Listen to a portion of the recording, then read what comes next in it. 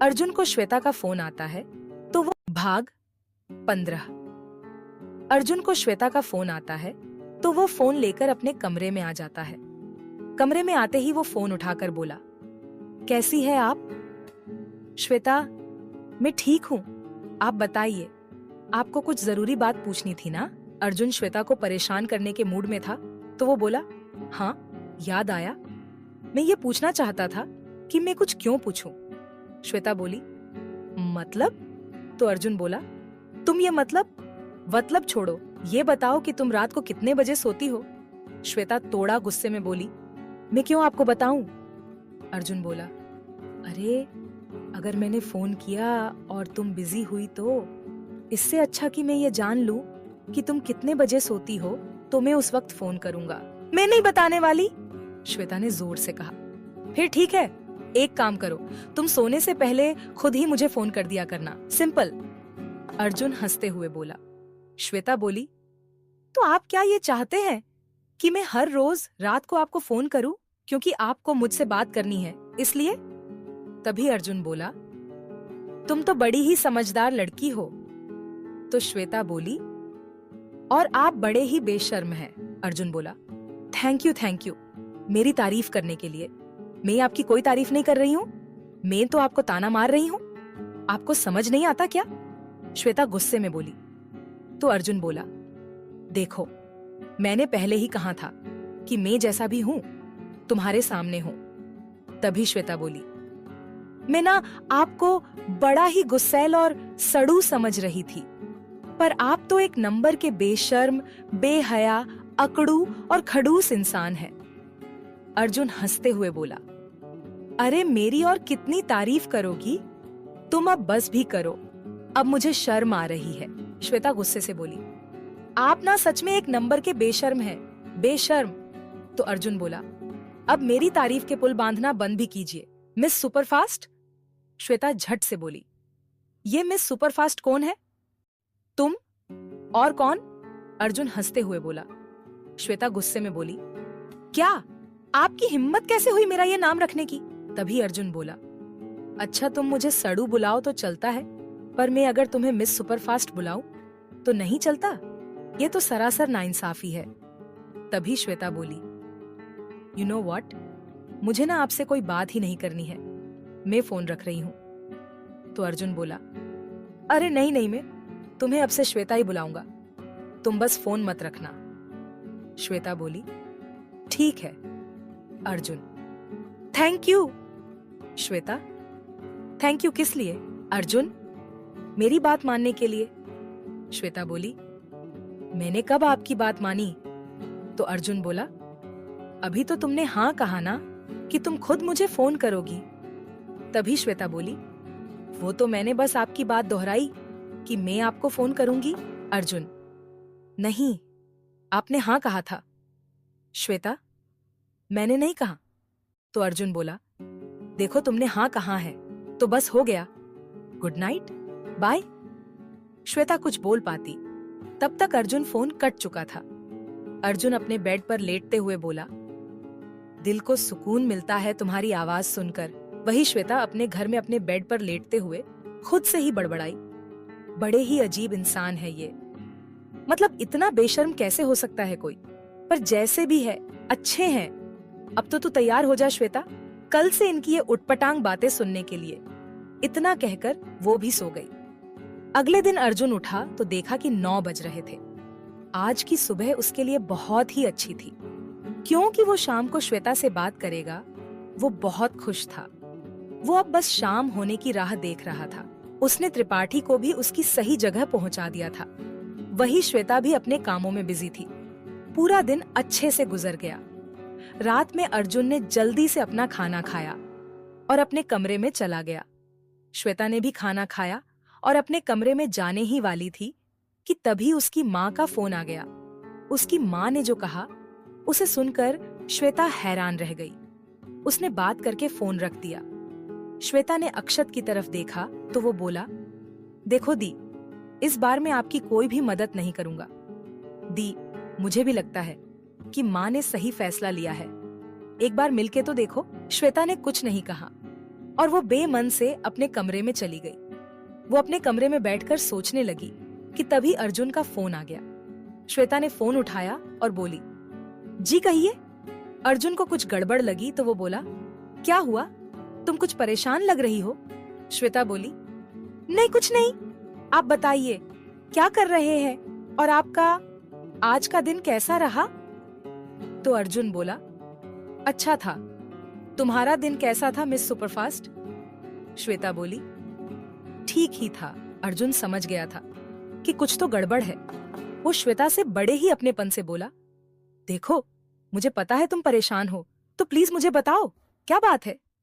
श्वेता उनकी बात टालते हुए बोली, आपको कुछ गलतफहमी हुई है, मुझे कोई भी परेशानी नहीं है। तो अर्जुन बोला, मिस सुपरफास्ट आप सच में परेशान हैं, ये बात मैं आपकी आवाज से ही पहचान सकता हूँ, तो प्लीज मुझसे झूठ मत बोलो। श्वेता बोली, मैं झूठ नहीं बोल रही हूँ, अब मैं फोन रखती हूँ, मुझे बहुत नींद आ रही है, गुड नाइट। इतना कहकर श्वेता ने फोन कट दिया और बेड पर लेटकर कुछ सोचने लगी। उसे खुद पता नहीं चला कि उसे कब नींद आ गई। यहाँ पर अर्जुन रूम में चक्कर काटे जा रहा था और श्वेता के बारे में सोच रहा था। अर्जुन खुद से बोला, क्या करूं क्या करूं। तभी एकदम से बोला, आइडिया, हाँ यही सही होगा। अर्जुन चुटकी बजाते हुए बोला। उसने घड़ी की तरफ देखा तो रात के 12 बज रहे थे। तो अर्जुन ने अपनी ब्लैक हुडी पहनी, अपना चश्मा लगाया और अपनी गाड़ी की चाबी लेकर बाहर आया। उसे बाहर आता देख शंकर कुछ कहने ही वाला था कि तभी अर्जुन ने किसी को भी अपने पीछे न आने की सख्त हिदायत दी और गाड़ी में जाकर बैठ गया और गाड़ी स्टार्ट कर दी। तो शंकर जल्दी से आकर उसके बगल में बैठ गया। अर्जुन ने कुछ नहीं कहा, बस उसे एक बार घूर के देखा और वो दोनों गाड़ी में बैठकर चले गए। यहाँ पर स्वप्न लोक के में रात के 1 बज रहे थे। वहां पर कुछ हलचल हो रही थी। स्वप्न लोक का सिक्योरिटी गार्ड मस्त होकर सो रहा था। तभी एक ब्लैक कलर की मर्सिडीज आकर घर के सामने रुकी। उस गाड़ी से 2 लोग उतरे। अंधेरे की वजह से उन दोनों का चेहरा साफ नजर नहीं आ रहा था। उनमें से एक ने उस सोते हुए गार्ड को कुछ सुंघाया तो वो बेहोश हो गया। तो उसने दूसरे वाले को इशारा किया। वो दूसरा आदमी गेट से अंदर चला गया और वो पहले वाला आदमी वहीं बाहर ही गाड़ी के पास गेट के सामने ही रुक गया। वो शायद घर में घुसना चाहता था। उसने आजू बाजू देखा और फिर पाइप से चढ़कर श्वेता के रूम वाली बालकनी में से अंदर श्वेता के रूम में चला गया। वो साया अब धीरे धीरे श्वेता के करीब और करीब आता जा रहा था। तभी श्वेता की नींद खुली। उसने जब ये देखा कि एक काला साया उसकी ओर बढ़ रहा है तो वो डर गई। फिर उसने खुद को संभाला। श्वेता ने झट से पास रखा फूलदान उठाया और उसकी तरफ मारने ही वाली थी कि तभी उस साये ने बड़ी ही चालाकी से श्वेता को पकड़ लिया और इसी वजह से फूलदान श्वेता के हाथों से नीचे गिरकर एक जोरदार आवाज के साथ टूट गया और वो दोनों ही बेड पर गिर गए। अब सीन कुछ ऐसा था कि श्वेता बेड पर गिरी थी और उसके ऊपर वो काला साया। उस साये का एक हाथ श्वेता के मुंह पर था और दूसरा हाथ उसकी कमर पर था।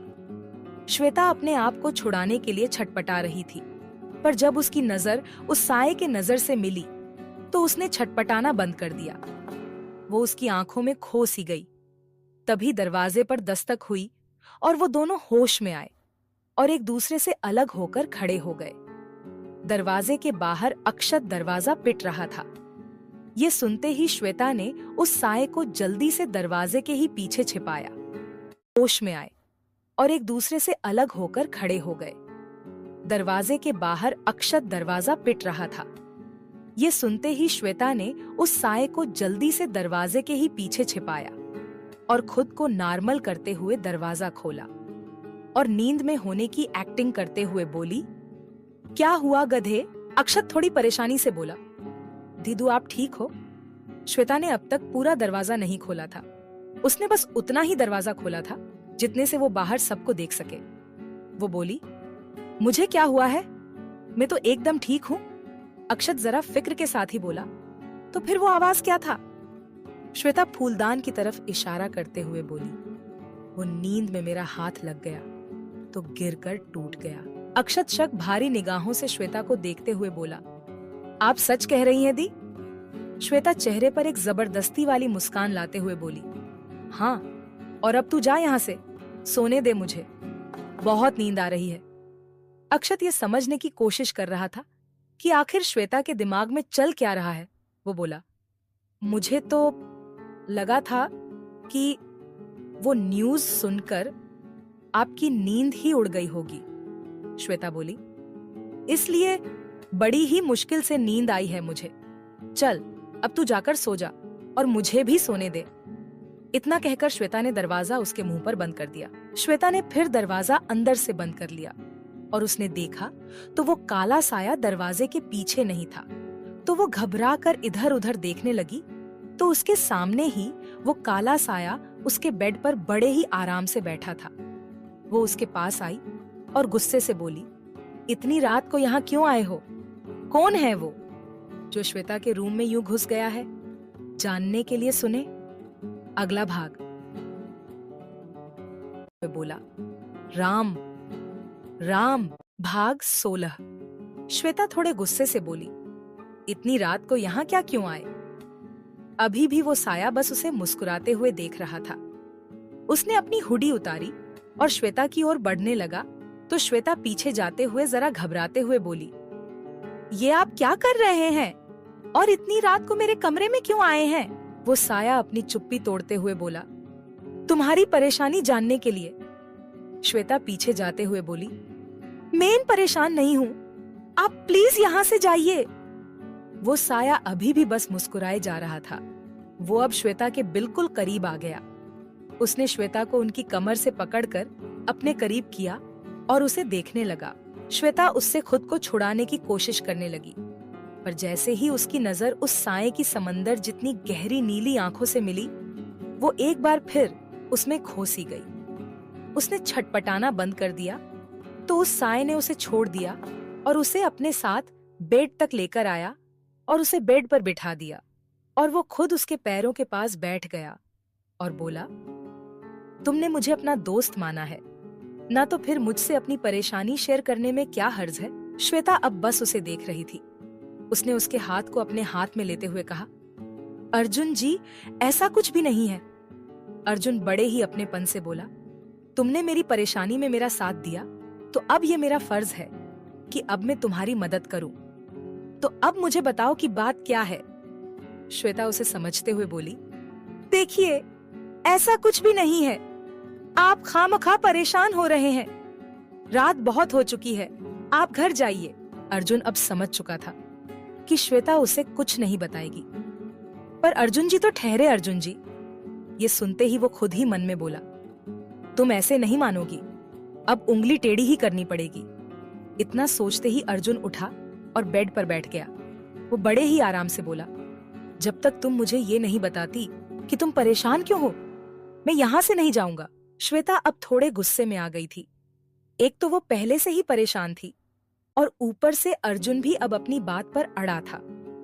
उसने एक नजर अर्जुन को देखा जो कि अब उसके बेड पर पैर पसारे बैठा था।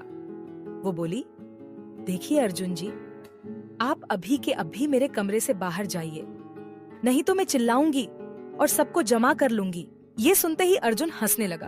वो बोला, ठीक है, चिल्लाओ चिल्लाओ और बुलाओ सबको, लेकिन जब सब लोग यहाँ आ जाएंगे तो उनसे क्या कहोगी कि हम आपके हैं कौन? अर्जुन अपने मुंह पर हाथ रखकर थोड़ी नौटंकी करते हुए बोला, क्या सोचेंगे लोग तुम्हारे बारे में कि एक जवान हैंडसम लड़का इतनी रात को तुम्हारे कमरे में क्या कर रहा है?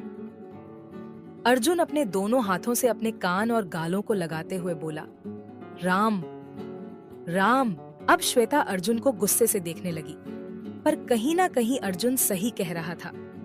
तो श्वेता उसे एक लास्ट टाइम समझते हुए बोली, देखिए अर्जुन जी।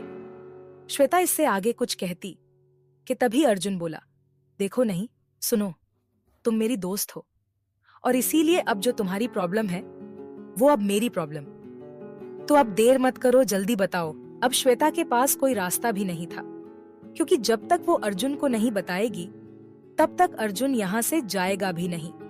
और दूसरी बात ये कि अर्जुन के साथ उसे एक अपनापन महसूस होता था या कुछ और नहीं पता। श्वेता ने उसे सब बताने का सोचा, और एक लंबी सांस ली।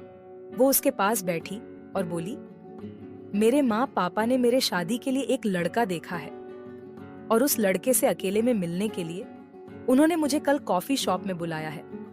मेरे माँ पापा चाहते हैं कि मैं जल्दी से शादी कर लूं, पर मुझे अभी शादी नहीं करनी।